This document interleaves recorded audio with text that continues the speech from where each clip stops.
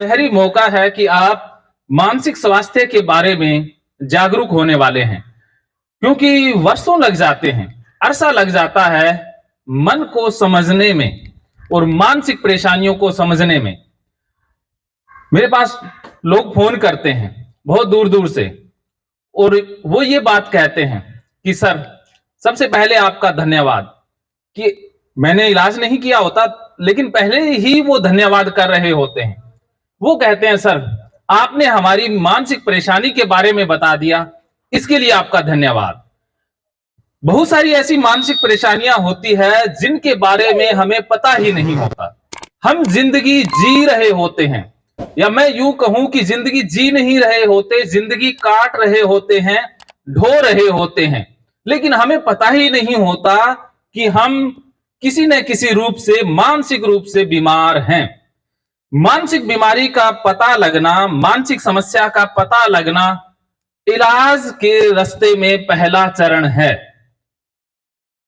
बहुत बुरी अवस्था वो है जब हमें पता ही नहीं है कि मानसिक समस्या है, और बहुत अच्छी अवस्था वो है जब हमें पता लग जाए कि हम मानसिक रूप से बीमार हैं।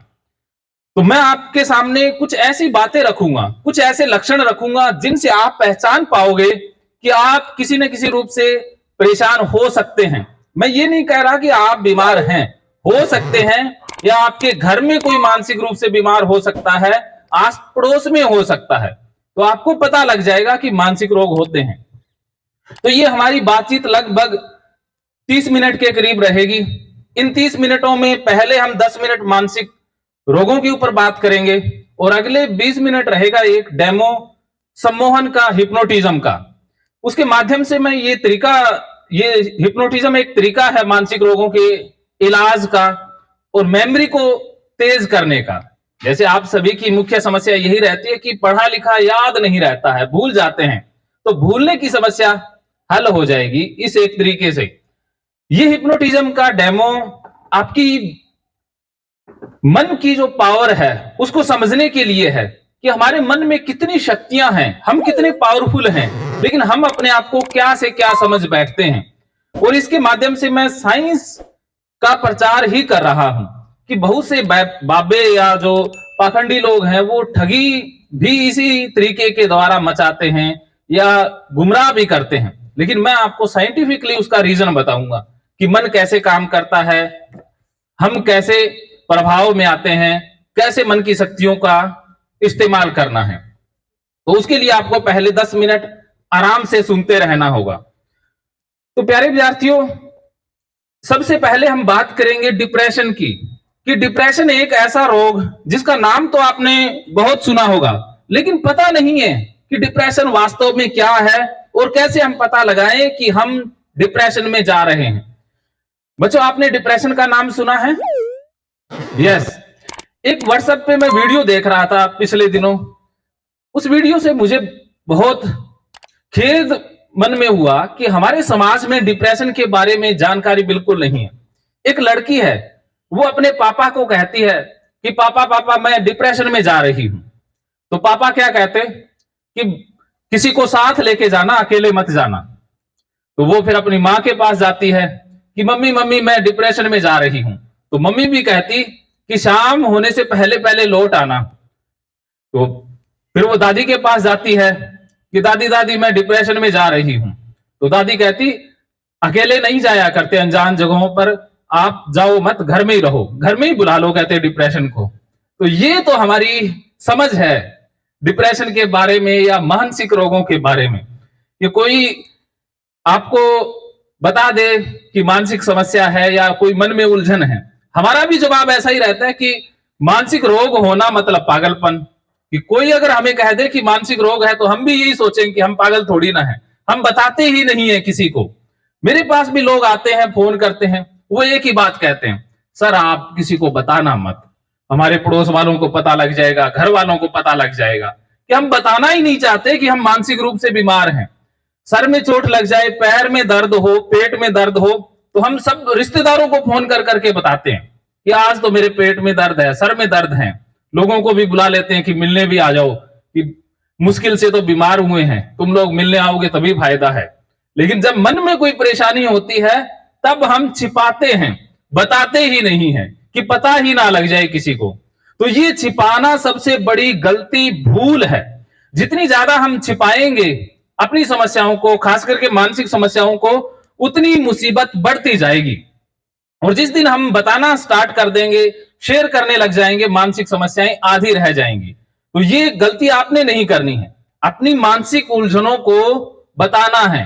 सबसे पहले अपने पेरेंट्स से बताएं, उसके अलावा अपने जो अध्यापक गण हैं उनसे शेयर करें, उसके अलावा काउंसलर से भी आप बात कर सकते हैं। इसके अलावा ये बात आपने ध्यान रखनी है कि मानसिक रोग किसी को भी हो सकता है। ऐसा नहीं है कि आपको या किसी पड़ोसी को मानसिक रोग हो गया है तो उसकी उसमें गलती है या वो दिमागी रूप से कमजोर है, ऐसा नहीं है। मैंने व्यक्तिगत अनुभव के तौर पर यह जाना है कि मानसिक रोग प्रतिभाशाली लोगों को, चिंतनशील व्यक्तियों को, बुद्धिमान जनों को ज्यादा होता है। जो जितना ज्यादा विचारवान है, सूझवान है, समझदार है, उसको मानसिक रोग होने की संभावना उतनी ही ज्यादा है। तो मानसिक रोग का शिकार कोई भी कभी भी हो सकता है। मैं साइकोलॉजिस्ट हूं, मनोवैज्ञानिक हूं, इलाज करता हूं, लेकिन मैं खुद के बारे में यह दावा नहीं कर सकता कि मैं कभी मानसिक रूप से बीमार नहीं होऊंगा। और एक स्टडी तो यह कहती है कि जो मानसिक रोगों का इलाज करते हैं वो ज्यादा मानसिक रोगों के शिकार होते हैं। ये सत्य भी है, मैं इस सत्य से इनकार नहीं कर रहा, लेकिन फिर भी हमें कुछ ऐसा करके रखना होगा। इसी समस्या को मैंने बड़ी गहनता से अध्ययन किया कि मानसिक रोग किसी को भी हो सकता है, तो हमारे पास बचाव के लिए क्या है, इलाज क्या है उसका पहले से। जैसे बचपन में आपको टीके लगते हैं ना, जैसे जन्म लेते ही बीसीजी का, कोई हेपेटाइटिस का, कोई निमोनिया का, जैसे वैक्सीनाइजेशन के लिए टीके लगते हैं। लेकिन हमारे पास मानसिक समस्याओं से संबंधित कोई वैक्सीनेशन नहीं है, टीका नहीं है। लेकिन गहन अध्ययन से यह पता चला कि हमारे पास वैक्सीनेशन है, लेकिन हम उसका प्रयोग नहीं करते हैं। वो वैक्सीनेशन यही है भगवत गीता। भगवत गीता में वो सारे रहस्य हैं, वो सूत्र हैं जिंदगी को जीने के, कामयाबी के, चाहे वो बिजनेस की कामयाबी हो, पढ़ाई लिखाई की कामयाबी हो, या मानसिक स्वास्थ्य के सुधार की बात हो, तो भगवत गीता में सब कुछ मिलेगा। मैं ये जो बातें बता रहा हूं ये मैंने भगवत गीता से ही ली हैं, और आगे भी जो बताऊंगा वो भगवत गीता से ही होगा।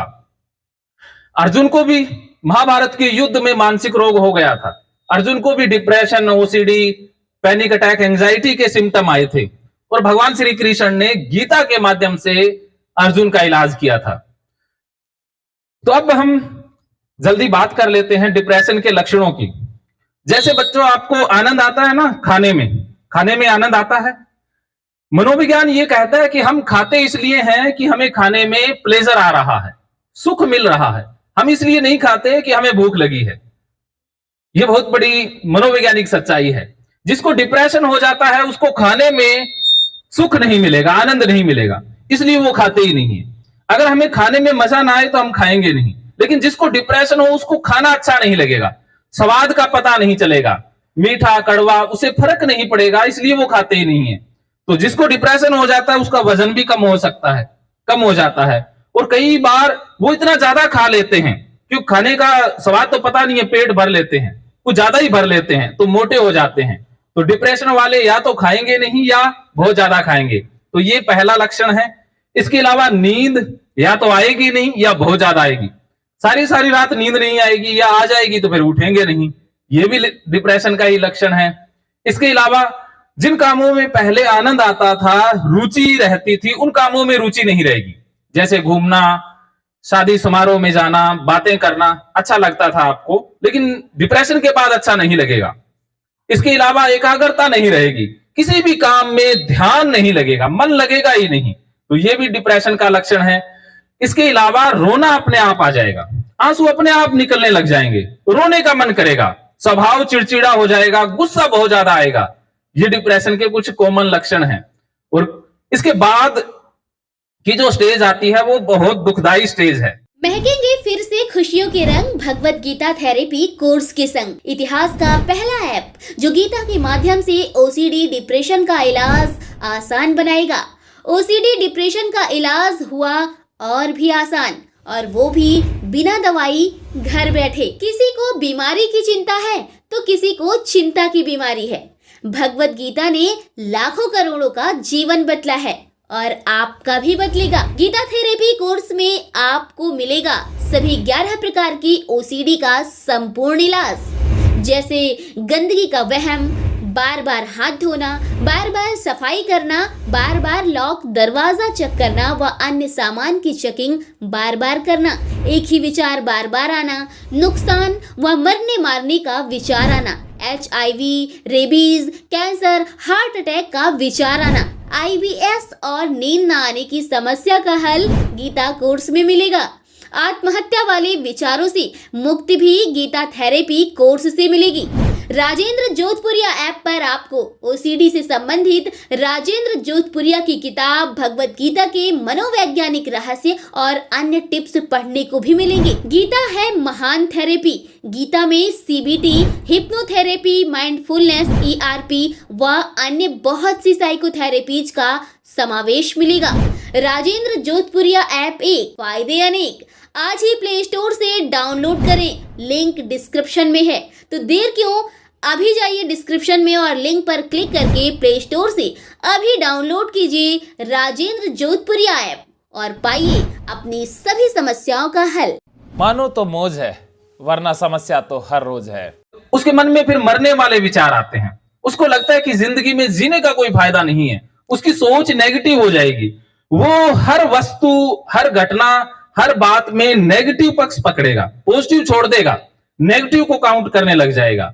और जिसको डिप्रेशन हो जाता है वो व्हाट्सएप पे स्टेटस लगाएंगे, वो भी सैड सैड लगाएंगे, कुछ बातें लिखेंगे, कुछ पोस्ट डालेंगे, वो उदासी वाली डालेंगे, नेगेटिव डालेंगे, या गाने सुनेंगे तो सैड सॉन्ग ही सुनेंगे। तो ये भी डिप्रेशन के लक्षण हैं। उसके बाद फिर आत्महत्या के विचार आना और बहुत सारे केसेस में सुसाइड कमिट भी हो जाता है। तो डिप्रेशन का ही रोल है। जब भी कोई विद्यार्थी या कोई बड़ा आत्महत्या करता है तो मुझे अपने आप पर बहुत खेद सा लगता है कि अरे तू मनोवैज्ञानिक होकर किसी को बचा नहीं सकता तो मनोवैज्ञानिक होने पर धिक्कार है। इसीलिए मैंने सोचा कि बच्चों के लिए कुछ ऐसा प्रोग्राम शुरू किया जाए अवेयरनेस का, कि ताकि उनको समझ रहे कि कोई भी बच्चा डिप्रेशन से सुसाइड कमिट ना करे। इसलिए आप बच्चों को यह समझना है कि ये मानसिक रोग किसी को भी हो सकता है और इसका इलाज लेना जरूरी है। तो ये बात रही डिप्रेशन की। डिप्रेशन में 5 ज्ञानेंद्रियों से संबंधित गड़बड़ी आरंभ हो जाती है। जैसे जीभ का स्वाद नहीं आएगा, कानों में आवाज आएगी लेकिन सुनने में आनंद नहीं आएगा। जैसे आपको मधुर संगीत सुनना पसंद है लेकिन जिसको डिप्रेशन हो जाए उसको सुनने में भी मजा नहीं आएगा। और उसके अलावा स्किन पर जो फीलिंग होती है वो फीलिंग होनी भी बंद हो जाएगी। इसके अलावा देखने में, जैसे हमें सौंदर्य देखना, अच्छी अच्छी चीजें देखना पसंद है लेकिन डिप्रेशन वाले को कोई फर्क ही नहीं पड़ेगा। तो 5 ज्ञानेंद्रियों से संबंधित जो केमिकल है, 5 ज्ञानेंद्रियों से जो सूचना अंदर जाती है दिमाग में, उसके बाद जो प्रोसेसिंग होती है केमिकल के द्वारा, जिसे डोपामिन कहा जाता है, तो वो डोपामिन कम हो जाता है, इसलिए वो प्रोसेसिंग सही से नहीं हो पाती है। तो ये रही डिप्रेशन की जानकारी। इसके अलावा आप बच्चों को डर किससे लगता है? पढ़ाई से। इसके अलावा कुछ बच्चों को भूत से डर लगता है। तो ये फोबिया है, भूत से डरना, पढ़ाई से डरना। जैसे बहुत से लोग फोन करके कहते हैं कि छिपकली से डर लगता है, लिजार्ड फोबिया। बहुत सी महिलाओं को ये रोग हो जाता है। वो फोन करके कहती है कि सर जहां छिपकली आ जाए वहां हम नहीं जा सकते। तो एक बार फोन आया एक पतिदेव का, तो पतिदेव ने कहा कि सर मेरी घर में ड्यूटी है छिपकली को घर से बाहर निकालना, क्योंकि पत्नी को फोबिया है छिपकली से, तो वो छिपकली से बहुत ज्यादा डरती है और घर में छिपकली हो तो वो घर से बाहर रहती है। तो उसने साफ कह दिया है कि घर में एक ही प्राणी रहेगा, या तो मैं रहूंगी या छिपकली रहेगी। अगर मुझे घर में रखना है तो पहले छिपकली को बाहर निकालिए। तो पति की ड्यूटी है छिपकली को बाहर निकालना।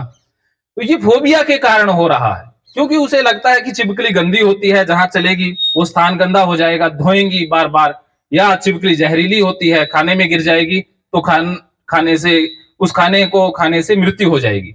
इस प्रकार के 420 प्रकार के फोबिया होते हैं। किसी को कुत्ते से डर लगता है, कुत्ता पास से निकल गया तो लगेगा काट लिया, अब रेबीज हो जाएगी, तो बार बार डॉक्टर के पास पहुंच जाएंगे इंजेक्शन लेने। तो ये भी एक फोबिया है। ये किसी को भी हो सकता है। बहुत बड़े बड़े लोगों के फोन भी आए, डायरेक्टर ऑफ हेल्थ, उनको भी ये रोग हो गया था, कुत्ते से डरते थे वो। इसके अलावा बंद स्थानों से डर लगना, लिफ्ट में नहीं जाएंगे, इसे क्लस्ट्रोफोबिया बोलते हैं। उनको ये लगता है कि बंद स्थान पर जाएंगे या लिफ्ट में जाएंगे, लाइट चली गई तो दम घुट जाएगा, मृत्यु हो जाएगी। तो ये भी फोबिया है। एक नेताजी को हो गया था, वो वॉशरूम करने ना जाए अकेले, वो उनको लगने लगा कि कोई बाहर से दरवाजा बंद कर देगा और अंदर ही मृत्यु हो जाएगी। तो वो पहले एक आदमी दरवाजे के पास खड़ा करके जाते कि ध्यान रखियो कोई दरवाजा बंद ना कर दे। तो फोबिया के कारण हो रहा था। अब मेरे पास आए तो मैंने 2 घंटे उनको कमरे में बंद कर दिया कि यही तुम्हारा इलाज है। जो छिपकली से डरते हैं उनके गले में छिपकली लटका देता हूं कि छिपकली के साथ ही रहो, ये इलाज का तरीका है। तो इसके अलावा ऊंचाई से डर लगता है, मंजिल पर नहीं जा पाएंगे, ऊंचाई से बहुत डर लगता है, अकेले नहीं जाएंगे या किसी के साथ नहीं जाएंगे, अलग अलग तरह के डर होते हैं। इसके अलावा और बहुत सारे डर हैं, जैसे खून से डर लगना, मृत्यु या लाश, शमशान घाट से डर लगना, बहुत प्रकार के डर है। अंधेरे से डर लगना, अंधेरे अकेले नहीं जाएंगे, वॉशरूम या पानी पीने किसी को साथ लेके जाएंगे, तो ये भी फोबिया है। इसके अलावा स्टेज पर बोलने से डर लगना, स्टेज फोबिया।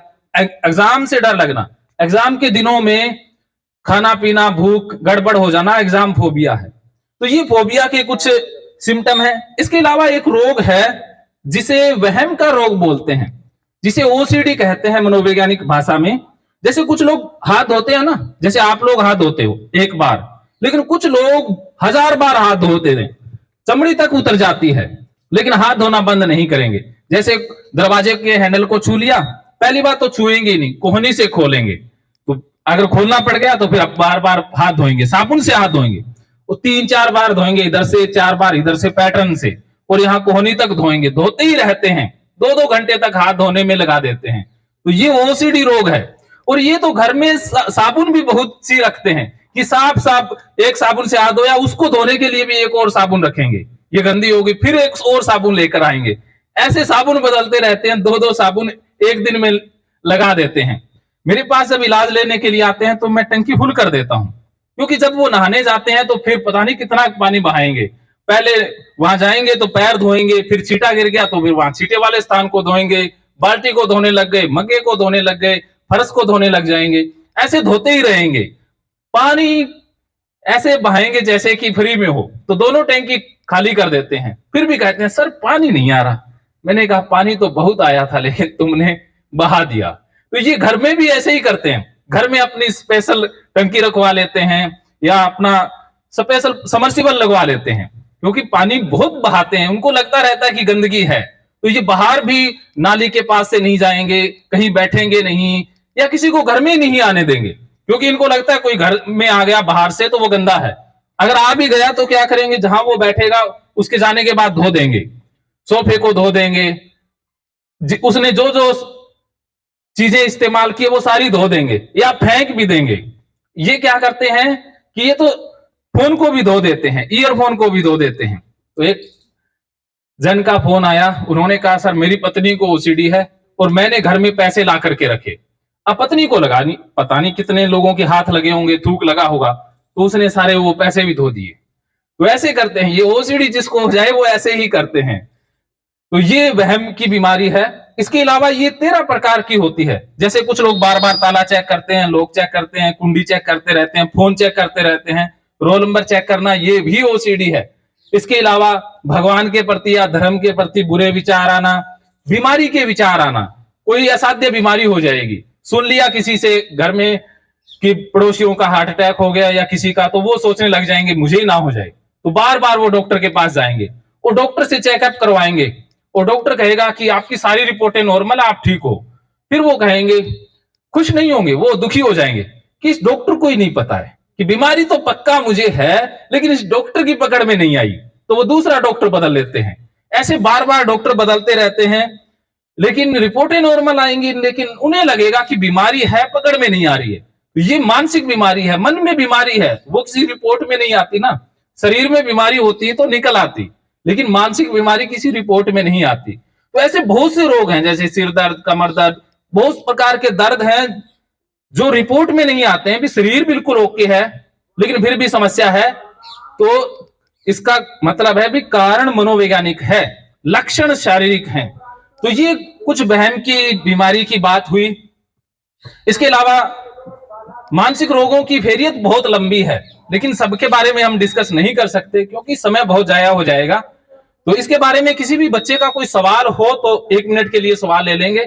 उसके बाद अगर आप चाहते हो कि क्लासेज में बात करना या इंडिविजुअल कोई बच्चा बात करना चाहे तो अपने क्लास टीचर से परमिशन लेकर के आप मुझसे मिल सकते हो। मैं 1 घंटे तक लगभग यही हूं, तो आप अपनी काउंसलिंग भी करवा सकते हैं।